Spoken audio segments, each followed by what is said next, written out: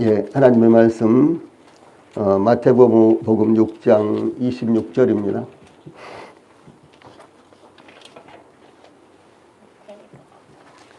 예, 하나님의 말씀 마태복음 6장 26절입니다.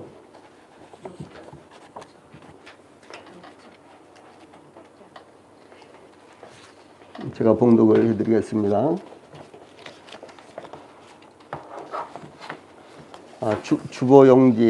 주보용지 제일 밑에 그 요절 말씀에도 나와 있습니다. 성경 안 가지고 오신 분들 제가 봉독을 해드리겠습니다.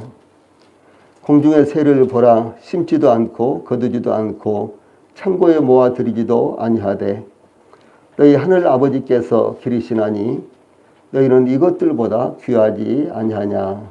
아멘. 함께 같이 한번 읽어봅시다. 시작. 공중의 새를 보라. 심지도 않고 거두지도 않고 창고에 모아 들이지도 아니하되 너희 하늘 아버지께서 기르시나니 너희는 이것들보다 귀하지 아니하냐. 아멘. 예, 오늘은 마태복음 6장 26절 말씀을 통해서 공중의 새를 보라, 이런 주제로 말씀을 전해드리겠습니다. 몇 년 동안 여름 캠프도 열지 못했는데 참으로 오랜만에 야외 예배로 모였습니다. 초여름의 날씨가 싱그럽고 우리 성도들도 새로운 힘이 솟아오르는 것 같이 보입니다.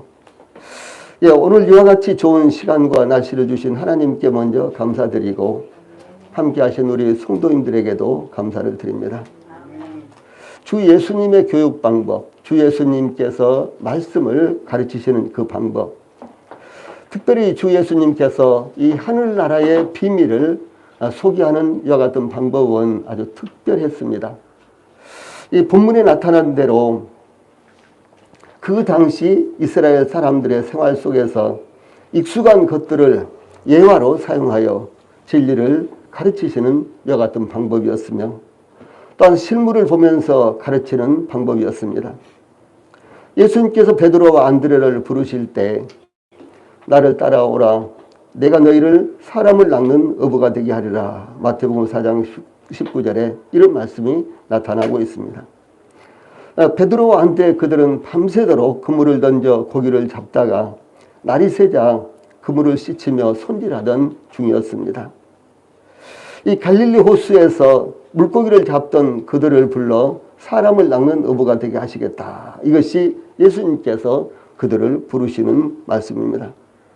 조금 더 가시다가 야고보와 그의 형제 요한이 그의 아버지와 함께 배에서 그물을 깁는 것을 보시고 그들을 부르셨습니다. 그때 예수님께서 야고보와 요한을 부르시자 그들이 이 배와 아버지를 버려두고 예수님을 쫓았다. 이렇게 말씀하고 있습니다. 물고기를 잡기 위해서 아버지를 돕은 야고보, 요한, 또 그들은 많은 동업자들이 있었습니다. 그런데 그들을 버려두고 이 야고보와 요한은 이제 예수님과 동행하는, 예수님과 동업하는 이와 같은 새로운 삶의 세계로 나갔다라는 것이 성경의 가르침입니다. 이 본문은 산상수훈, 즉 예수님께서 산에 올라가셔서 제자들에게 가르치신 교훈입니다. 갈릴리 호수가 내려다 보이는 베스다라는 이 언덕은 예수님의 주요 활동 무대 중에서 아주 자주 나오는 이와 같은 지역입니다. 그때 예수님께서 그 베스다 언덕에는 다양한 색깔과 모양의 꽃들이 피어 있었고 이 갈릴리 호수는 파란 하늘의 색깔로 물들이듯 펼쳐져 있었습니다. 그때 예수님께서 그의 제자들에게 시작 성경에 나오는 설교 중에서 가장 긴 설교를 하셨는데 마태복음 5장, 6장, 7장 이렇게 3장에 걸쳐서 아주 긴 설교가 나타나고 있습니다. 그 중에 중심을 차지하는 부분이 본문에 공중의 새를 보라 라는 말씀으로 시작하신 설교입니다.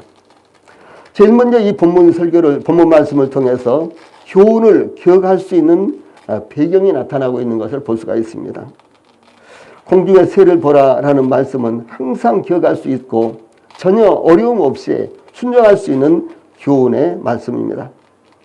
이 말씀은 어른이나 어린이들이나 몸이 불편한 사람들이나 건강한 사람들이나 바쁜 사람들이나 한가하고 여유 있는 사람들이나 언제든지 순종할 수 있는 교훈입니다. 공중의 새를 보라. 그걸 못할 사람이 몇 사람이나 있겠습니까? 다 할 수가 있다라고 하는 사실이죠.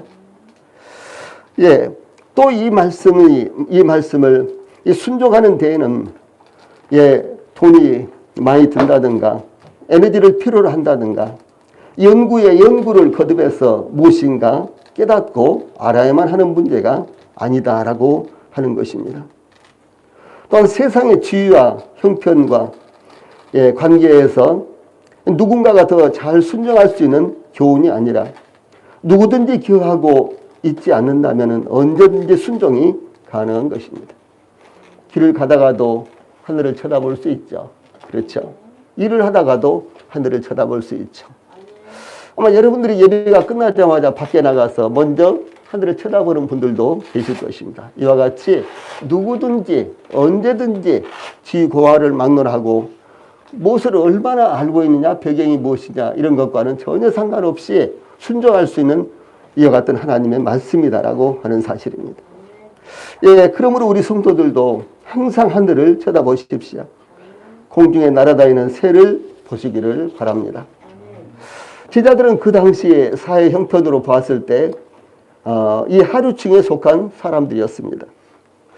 유식한 사람들도 별로 없었습니다. 그런데 예수님을 따르는 대부분의 사람들은 제자들을 비롯해서 이와 같은 아주 비슷한 형편이었습니다. 가끔 관원인, 현대로 말한다면 국회의원급에 속한 니고데모와 또 왕의 신하와 요한복음 4장 46절에 나오죠. 그리고 백부장과 같은 지위에 있는 사람들도 예수님을 찾아왔지만 대부분 헐벗고 굶주리고 소외된 계층의 사람들이 예수님을 찾아왔습니다. 이런 현상은 예수님께서 말씀하시는 것은 누구든지 지위 고하와 처한 형편과 관계없이 이해하고 받아들일 수 있는 교훈이며 또 모든 사람들에게 동일하게 적용되는 교훈이다라고 하는 사실입니다. 어떤 사람들에게는 해당되고 어떤 사람들은 해당이 안 되고 그런 것이 아니라 모든 사람들에게 해당되는 이와 같은 교훈이다라고 하는 사실입니다. 그러므로 예수님께서 가르치는 것을 바라보신다면 누구나 교훈을 받을 수 있으며 순종할 수 있다는 것입니다. 그러므로 우리 모든 성도들께서 예수님께서 공중의 새를 보라라고 가르치신 대로 공중을 쳐다보십시오. 즉 하늘을 쳐다보십시오. 사도 바울은 골로새서 2장 3절에서 그 안에는 지혜와 지식의 모든 보화가 감추어 있느니라 이렇게 말씀을 하셨습니다. 두 번째로 무엇을 볼 것인가? 공중의 새를 보라 이렇게 말씀하셨는데 그러면 그 진정한 의미는 무엇인가? 라는 사실을 생각해 봅시다. 주 예수님께서 공중의 새를 보라 이렇게 말씀하시고 그 다음에 심지도 않고 거두지도 않고 창고에 모아들이지도 아니하되 라고 이렇게 말씀하셨습니다. 이 보는 것만으로 끝나거나 만족하는 것이 아니라 우리가 보고 경험하는 것이 어떤 의미인지 생각해 보라 라고 하신 말씀입니다. 이 보는 것만으로 그치면 아무것도 얻을 수 없습니다. 우리가 보고 있는 것이 무엇을 의미하는지 깊이 생각해 봐야 하는 것입니다. 이 솔로몬은 전도서 7장 13절에서 하나님께서 행하시는 일을 보라 이렇게 증거했습니다. 특별히 전도서 7장에는 죽음과 관련된 초상집과 관련된 이와 같은 교훈이 시작되고 있습니다. 우리가 지나가는 장의사차를 한번 보면서 또 누가 아팠다네 누가 죽었다네 이런 소식을 들으면서 뭐 그러는 것이지 뭐 이렇게 끝나는 것이 아니라 그것이 나에게는 어떤 교훈을 주고 있고 나와는 어떤 관련이 있는가 이것을 깊이 생각해 보라 라고 하는 것이 솔로몬이 가르치는 교훈입니다. 그래서 그는 하나님께서 행하시는 일을 보라 이렇게 증거하고 있습니다. 이 시편 기자는 시편 104편 24절에서 여호와여 주께서 하신 일이 어찌 그리 많은지요 이렇게 증거했고요. 또한 시편 111편 2절 3절에서는 여호와께서 행하시는 일들이 크시오니 이를 즐거워하는 자같이 다 기리는도다. 그의 행하시는 일이 존귀하고 엄미하며 그의 공의가 영원히 서 있도다. 이렇게 증거했습니다. 무슨 말씀인고는 똑같은 것을 보면서도 어떤 이들은 하나님의 신비스러운 손길을 경험하며 또 어떤 이들은 눈으로 보는 것에 만족하는 것입니다. 아, 그런 것이 있구나. 이렇게 지나치는가 하면은 그것이 나와 어떤 관련이 있는가. 이것을 깊이 생각해 보는 계기가 된다라고 하는 사실입니다. 이 성경 제자들이 하나님께서 행하시는 것을 보라고 촉구하는 것은 그 속에 하나님의 지혜와 능력과 하나님의 청륜이 나타나 있기 때문인 것입니다. 주 예수님께서 제자들에게 너희도 아직까지 깨달음이 없느냐, 마태복음 15장 16절에 이렇게 말씀하신 대목이 나옵니다. 제자들에게, 저희들에게 너희가 아직도 깨달음이 없느냐, 이렇게 말씀하신 대목이 나오고 있습니다. 예, 또한 너희도 이렇게 깨달음이 없느냐, 또 이런 말씀도 마가복음 7장 18절에서 볼 수가 있습니다. 그러므로 주 예수님께서 공중의 새를 보라라고 말씀하신 것은 공중의 새들은 심지도 않고 거두지도 않고 창고에 모아들이지도 아니하되라고 이렇게 설명을 하신 것입니다. 즉 공중의 새를 보고 새가 날아가는구나, 새가 있구나, 이렇게 끝나는 것이 아니라 저 새는 심지도 않고 가꾸지도 않고 거두지도 않고 창고에 모아들이지도 않는데, 여기까지 생각해 보는 분들이 또 있을 것입니다.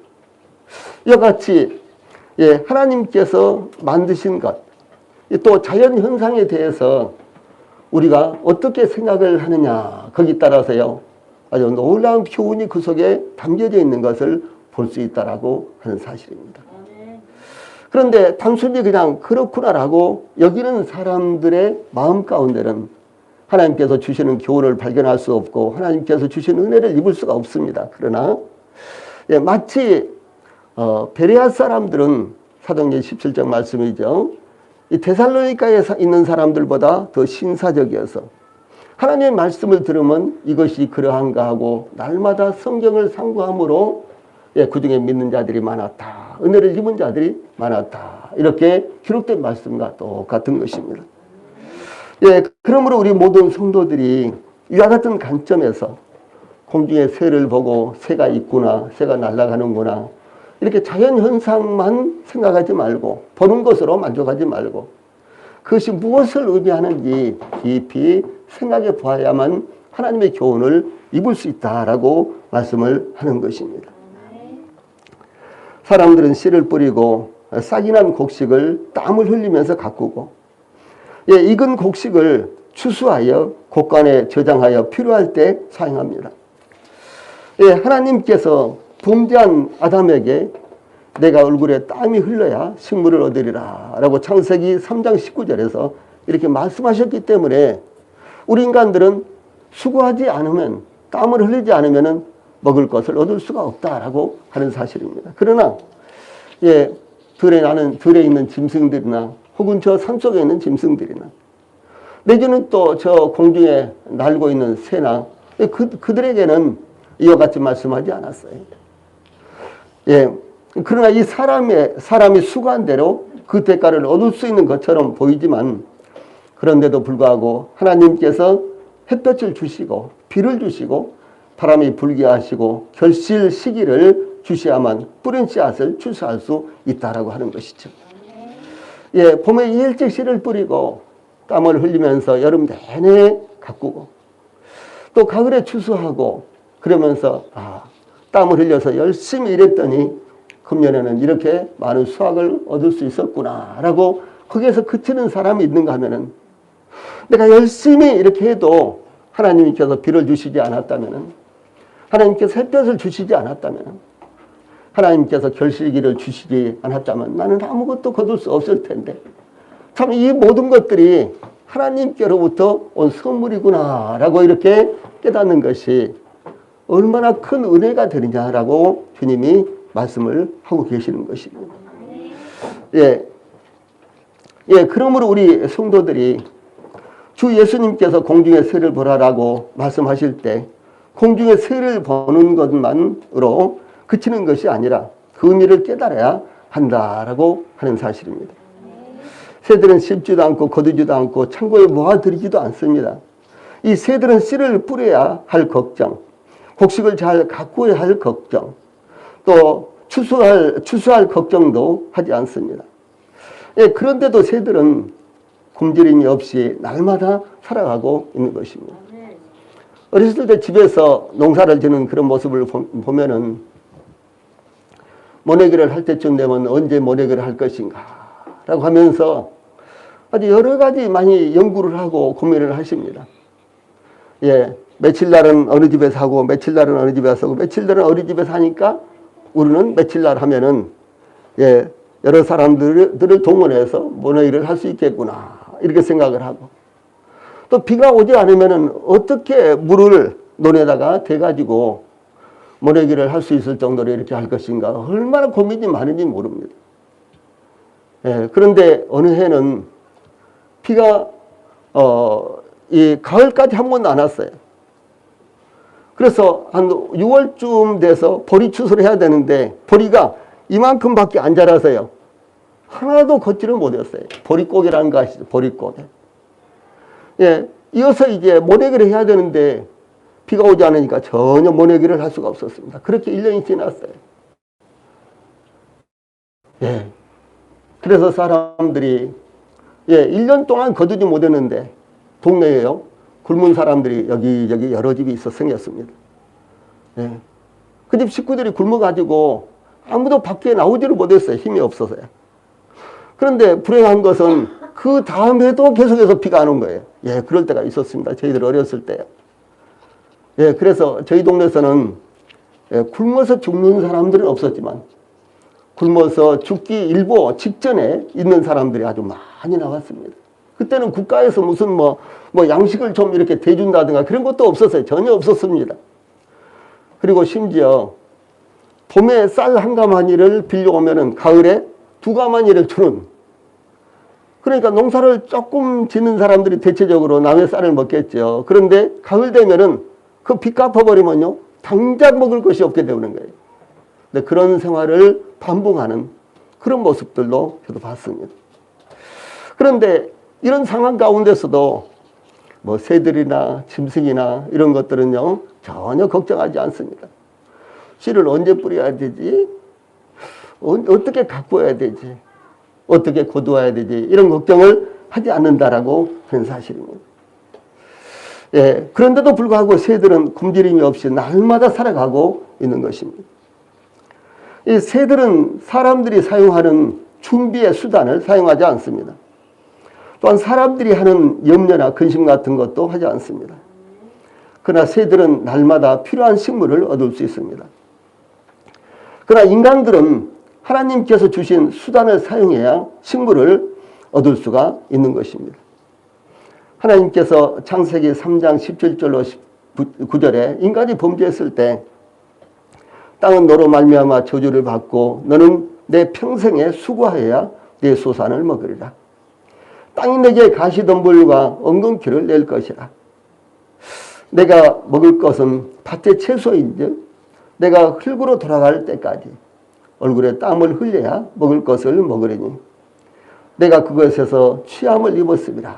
이렇게 말씀하셨기 때문에 그 말씀이 그대로 이루어지고 있는 것입니다. 여기에는 우리들이 다 헤아릴 수 없는 하나님의 지혜로우신 섭리에 그리고 역사하시는 것이 나타나고 있는 것입니다. 하나님께서 날마다 새롭게 역사하시는 것이 여기에 있는 것입니다. 이 선지자 예레미야 예가 3장 23절에서 이것들이 아침마다 새로우니 주의 성실하심이 크시도소이다 이렇게 증거했습니다. 매일같이 새로운 일들이 일어난다. 매일같이 새로운 일들이 저희들에게 다가온다라고 하는 사실입니다. 그런데 어제나 그제나 또 오늘이나 내일이나 똑같아 이러면요. 거기서 하나님이 하시는 것을 발견할 수 없다. 이런 말씀인 것입니다. 그러므로 우리 성도들이 오늘 하루를 시작하면서 또 내일도 내일 하루를 시작하면서 예, 하나님에 대한 두근거림 설레는 마음, 이와 같은 것을 갖고 시작하시기 바랍니다. 또 뿐만 아니라 하나님께서 오늘은 어떤 새로운 일을 우리들에게 나타내시고 역사하실 것인가, 이런 기대를 가지고 시작한다면 그것이 바로 복이 된다라고 하는 사실입니다. 성경을 읽을 때에도 성경에 기록된 글자만 본다면 아무런 이 갈등을, 이 감동을 얻을 수가 없습니다. 이 성경의 글자에 함축되어 있는 하나님의 능력과 지혜를 볼 수 있을 때 하나님의 말씀이 자신에게 축복이 되는 것입니다. 또한 객관적인 하나님의 말씀을 주관적인 의미로 자신에게 적용시킬 때 자신에게 생명이 되고 능력이 된다라고 하는 사실입니다. 교회 강단에서도 계속해서 하나님 말씀이 증거되고 있습니다. 그런데 오늘 증거된 말씀이 나에게는 무엇을 의미하는가, 이것을 발견할 때 축복이 되는 거예요. 그냥 하나님 말씀이 있는 대로 그것은 축복이 안 되는 것입니다. 그런데 하나님 말씀을 우리가 볼 때, 읽을 때, 또 강단에서 설교를 통해서 전해질 때 그 말씀이 나와 어떤 관련을 맺고 있는가, 그래서 우리 자신들에게 적용시킬 때 비로소 하나님의 말씀이 우리들에게 영향이 끼쳐지고 그것을 통해서 은혜가 나타나고 축복이 나타난다라고 하는 사실입니다.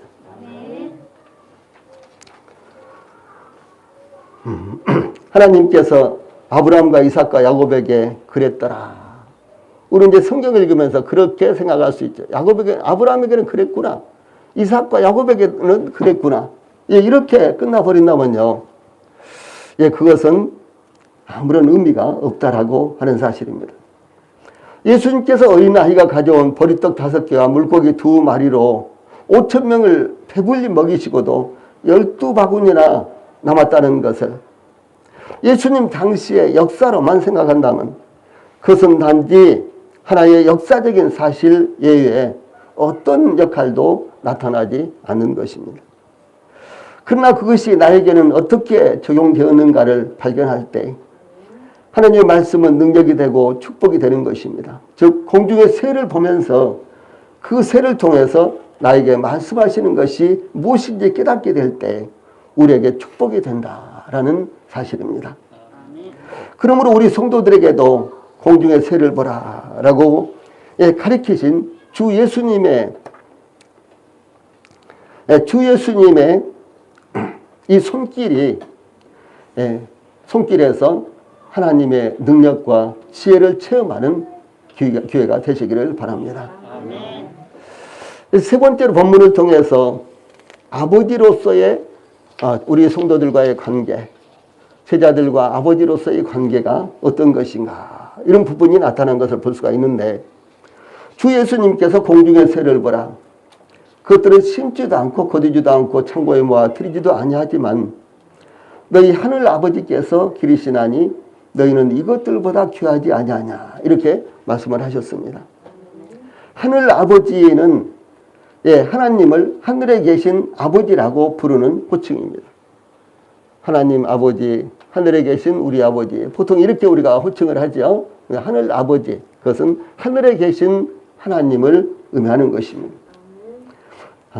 하나님을 하늘 아버지라고 부르는 것은 참으로 우리 성도들에게 복된. 그런데 아버지가 저희들을 낳아주시고 길러주신 분이시듯이 하늘 아버지는 우리의 존재의 근원이시며 우리의 생명의 근원이 되기 때문입니다. 또한 하늘 아버지는 이 땅에 있는 모든 것을 초월하시는 분으로서 아무도 보거나 만질 수 없는 온전한 중에 계시면서도 모든 것을 알고 계시며 모든 것을 지켜보고 계시고 주관하시는 분이시다라고 하는 사실입니다. 주 예수님께서 제자들에게 기도를 가르쳐 주시면서 주기도문 마태복음 6장 9절에 보면 하늘에 계신 우리 아버지여, 이렇게 시작을 하죠. 하늘에 계신 우리 아버지여, 이렇게 부르도록 지시하였습니다. 하나님은 자연계의 창조주이시며 보존자이시지만 하나님은 이 자연계도 모두 다 창조하셨어요. 그리고 지금도 그 하나님이 보존하고 계십니다. 그러지만은 이 자연계의 아버지는 아닙니다. 이게 참 중요한 것입니다. 하나님은 믿는 자들의 창조주이시면서 아버지이십니다. 우리들에게 하나님은 창조주만 되시는 것이 아니라 아버지도 되신다라고 하는 사실입니다. 그러므로 예수님께서 제자들에게 하늘에 계신 우리 아버지여 라고 부르도록 이렇게 가르치셨습니다. 하나님은 일반 섭리에 따라 전 인류를 다스리고 계시는데, 일반 섭리라는 것은 이제 모든 사람들을, 모든 자연계에 하나님께서 공평하게 역사하시는 것을 가리켜서 일반 섭리 이렇게 이야기합니다. 그런데 이제 거기에 반대로 이제 이 특별 섭리라는 것은 하나님께서 선택한 믿는 자들에 대해서 하나님께서 특별한 것을 갖고 계시고 특별히 하나님께서 역사하고 계신다라고 하는 사실을 말씀하는 것입니다. 그래서 하나님은 일반 섭리를 따라서 전 인류를 다루고 계시는데, 마태복음 5장 45절에서 하나님이 그 해를 악인과 선인에게 비추시며 비를 의로운 자와 불의한 자에게 내려주심이라 이렇게 햇볕이 모든 사람들에게 똑같이 임하죠. 비가 모든 사람들에게 똑같이 임하죠. 이것을 가리켜서 자연 섭리 혹은 일반 섭리라고 이렇게 부른다는 것이죠. 이 하나님은 자연적 혜택을 모든 사람들이 받을 수 있도록 베풀고 계십니다. 하나님은 모든 것을 창조하셨으며 보존하고 계십니다. 주 예수님은 너희 하늘 아버지께서 기르시나니 라고 이렇게 말씀하셨습니다. 즉 골짜기와 들에 피어있는 이름도 알 수 없는 꽃들과 하늘을 나는 새들뿐만 아니라 벌레도 곤충도 하나님 먹이시고 보존하신다라고 하는 사실입니다. 그러므로 모든 것을 지으심으로 모든 것의 창조주이시지만 모든 것의 아버지는 아니다라고 하는 사실입니다. 하나님께서 벌레도 곤충도 창조하셨지만 벌레나 곤충의 아버지는 아니다라고 하는 사실이죠. 이와 마찬가지로 하나님이 모든 사람들을 다 창조하셨지만 모든 사람들의 아버지가 아니고 주 예수님을 믿는 사람들의 아버지 한계를 정하신 것입니다. 하나님은 다만 그리스도 예수를 통해서 하나님의 자녀들을 부르셨습니다. 즉 그리스도 예수 안에서만 하나님은 아버지가 되시는 것입니다. 사도 바울은 다음과 같이 로마서 6장 14절부터 17절에서 이렇게 말씀하십니다. 인도함을 받는 사람은 곧 하나님의 아들이라. 우리 성도들이 기억이 중에 꼭 한 번씩 인터넷이라든가 이런 데 이제 올라갈 테니까 꼭 한 번씩 유심히 보시기 바랍니다. 이 하나님의 영으로 인도함을 받은 사람은 곧 하나님의 아들이라. 우리가 이 하나님의 아들이라고 부름을 받을 수 있게 됐는가라고 하는 사실은 우리가 아빠 아버지라고 부르짖느니라. 성령이 친히 우리의 영과 더불어 우리가 하나님의 자녀인 것을 증언하시나니 자녀임은 또한 상속자 곧 하나님의 상속자요 그리스도와 함께한 상속자니 우리가 그와 함께 영광을 받기 위하여 고난도 함께 받아야 할 것이니라. 이렇게 말씀하고 있습니다. 참 놀라운 말씀입니다. 저희들을 자녀로 불러주시고 자녀로 삼아주시고 또 하늘의 상속자로 삼아주셨다라고 하는 사실입니다. 부모들의 재산이 좀 있는 분들은 그 자식들이 부모가 돌아가시면 그냥 서로 차지하려고 재판을 하고 난리법석을 하고 이런 분들이 참 많습니다. 제가 알고 있는 한 분은 자식을 사남매를 뒀는데 아주 재산을 굉장히 많이 갖고 있었어요. 그 살고 있는 집이 고덕동에 가면은 이제 개발이 안 돼서 집은 좀 허스름한데 좀 허스름한 집이지만은 한 방이 10개도 더 된 것 같아. 굉장히 크고. 그리고 그 집에 가면 이 큰 연못이 5개나 있어요. 근데 그 연못에 잉어, 붕어 이런 막 팍팍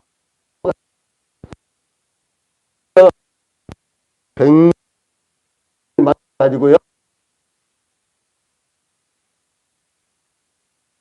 하고 어디 무슨 그 특별한 공원이나 오는 것 그렇게 제가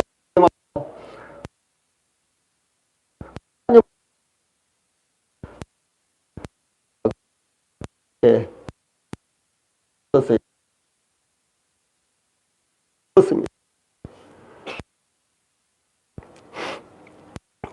여러 심어가지고 고구마가 많고, 뭐 어디는 그 과일나무가 막 여기저기 있고, 씹어 유명한 뭐 영어 그것 가지고도 평생 먹고도 거기서 나오는 돈만 가지고도 평생 먹고 즐겨도 다 못할 텐데 참 그런 아쉬운 마음이 들었어요. 이 상속한다는 것은 이렇게 참 놀라운 것입니다. 저희들은 상속자예요. 하나님이 저 하늘에 우리가 상상할 수도 아니 우리로서는 이름을 붙일 수도 없는 참으로 놀라운 것들을 하나님께서 예비하고 계십니다. 그런데 그것을 상속할 자로 저희들을 하나님께서 정하시고 부르셨다는 사실이에요. 그럼 공중의 새를 보라. 이 공중의 새 때 우리가 새가 날아가는구나. 그것뿐만 아니라 저 새가 어떻게 이렇게 날아갈 수 있는지 또 뿐만 아니라 그 너머에 하나님께서 저희들을 위해서 이 예배하신 것이 얼마나 아름다운 것들인지 얼마나 위대한 것들인지 이와 같은 것들을 우리가 보아야 된다라고 하는 사실입니다. 인간의 위대함이 어디 있겠습니까? 우리 인간이 참 위대하죠. 정말 위대한 것입니다. 그런데 우리 인간의 위대함이 어디 있겠습니까? 인간의 위대함은 하나님께서 인간을 하셨다는 것을 아는 데 있는 것입니다. 인간 외에는 하나님께서 이 창조하셨다는 것을 알고 깨닫는 피조물이 없습니다. 더 나아가 인간의 위대함은 하나님께서 그 아들까지도 희생하심으로 인간을 구원하셨다는 데 있는 것입니다. 그러므로 예수님께서 이것들보다 귀하지 아니하냐 이렇게 반문하신 모습을 볼 수 있습니다. 인간의 위대함은 하나님의 말씀을 들을 수 있는 마음의 귀를 가졌다는 데 있는 것입니다. 그러므로 하나님의 말씀을 마음으로 들으실 수 있게 되기를 바랍니다. 그러면 예수님께서 너희는 이것들보다 귀하지 아니하냐 이렇게 마지막 부분에 이렇게 물으셨던 이유가 무엇이었을까요? 심지도 않고 거두지도 않고 창고에 모아들이지도 않는 이 공중의 새들도 우리의 하늘 아버지 하나님께서 기르시는데 하나님의 자녀로 삼아주신 자들에게 하나님께서 보호하시고 필요한 것을 공급해 주시지 않겠느냐라고 하는 것입니다. 하나님께서 저희들을 구원하시기 위해 그 아들까지도 희생시키셨습니다. 값으로 계산할 수 없는 큰 가치인 것입니다. 하나님이 자기의 독생자를 세상에 보내심은 그로 말미암아 우리를 살리려 하심이라. 요한일서 4장 9절 10절 사랑은 여기 있으니 우리가 하나님을 사랑한 것이 아니요 하나님이 우리를 사랑하사 우리 죄를 위하여 우리 죄를 속하기 위하여 화목제물로 그 아들을 보내셨습니다. 이렇게 증거하고 있습니다. 저희들의 어떤 잘된 것, 저희들의 어떤 긍정적인 것을 보시고 하나님께서 저희들에게 이렇게 베풀어 주신 것이 아니라 모든 것들이 하나님께서 단지 은혜로 베풀어 주신 것이다 라고 하는 사실을 말씀하는 것입니다. 그러므로 주 예수님께서 제자들에게 공중의 새를 보라 라고 이렇게 말씀하신 것을 기억하시기 바랍니다. 우리도 주 예수님의 말씀을 따라 공중의 새를 보아야 할 것입니다. 하나님께서 그들을 어떻게 관리하시는지 깨달아야 할 것입니다. 더 나아가 하나님께서 우리를 하나님의 자녀로 삼으시기 위해 그 아들을 십자가에서 희생시키신 하나님의 놀랍고도 크신 사랑을 기억하고 깨달아야 하는 것입니다. 또한 하나님께서 그 무엇보다도 저희들을 더욱 귀하게 여기신다. 그 무엇보다도 저희들을 귀하게 여기신다 하는 사실을 항상 잊지 않아야 할 것입니다. 찬송 부르시겠습니다.